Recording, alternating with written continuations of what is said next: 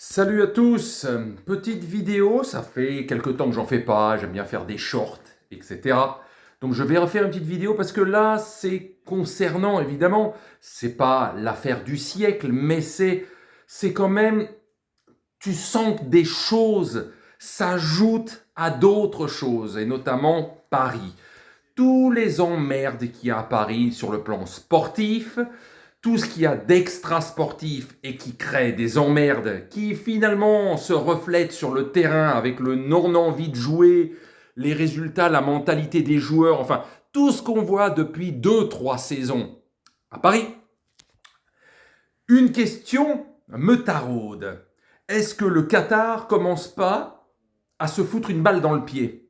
Ce que je veux dire, c'est, ça y est, depuis quelques jours, on commence à voir, à lire des choses, notamment l'histoire des supporters. Dans aucun club en France, voire en Europe, tu as la direction qui dit ce que un supporter doit dire, doit faire, doit penser. Limite, tu vas bouffer à telle heure, tu vas chier à telle heure, tu vas chanter à tel moment du match. En fait, tu fais ce qu'on te dit et tu fermes ta gueule. Je pense que là, ça commence à ressembler à un chouïa de dictature. C'est-à-dire que si on commence à te dire comment tu dois t'habiller, comment tu dois réagir, etc., dès que tu commences à montrer les dents, c'est pas bon, c'est pas bien.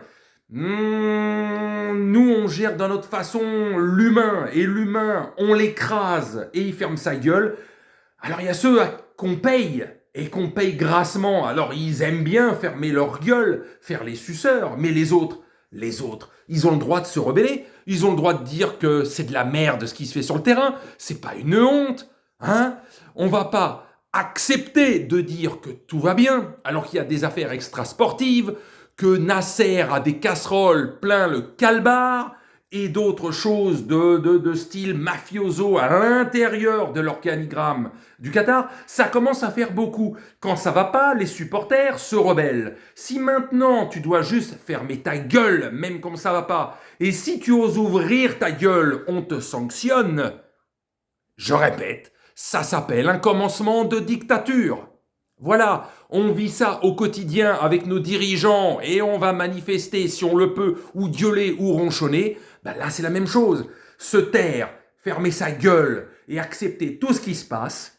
Le Qatar peut continuer comme ça très longtemps, surtout qu'il avait des vues pour acheter Manchester United, qui finalement, pour l'instant, ne se fera pas. Donc ils vont se concentrer à 200% sur Paris et continuer les merdes qu'ils font ces dernières années, la façon de diriger ce club.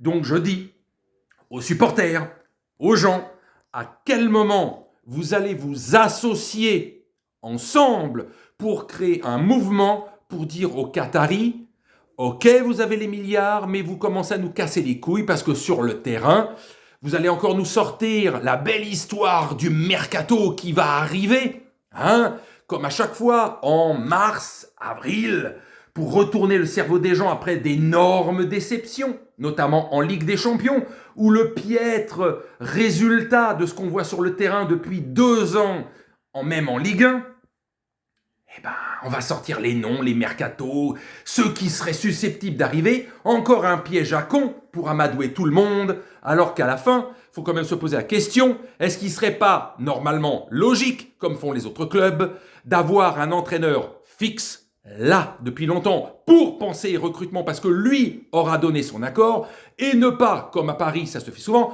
changer d'entraîneur tous les ans, voire au pire, quand ça tient le coup, tous les 2 ans, mais parler de joueurs en permanence, surtout quand on ne sait pas qui sera le prochain entraîneur la saison prochaine. Donc faire tout à l'envers, c'est-à-dire que l'entraîneur devra se démerder avec les 3, 4 joueurs qu'on aura balancés pour faire plaisir aux supporters.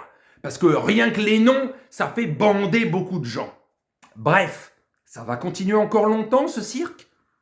Je sais pas, apparemment la majorité des gens, ça leur plaît.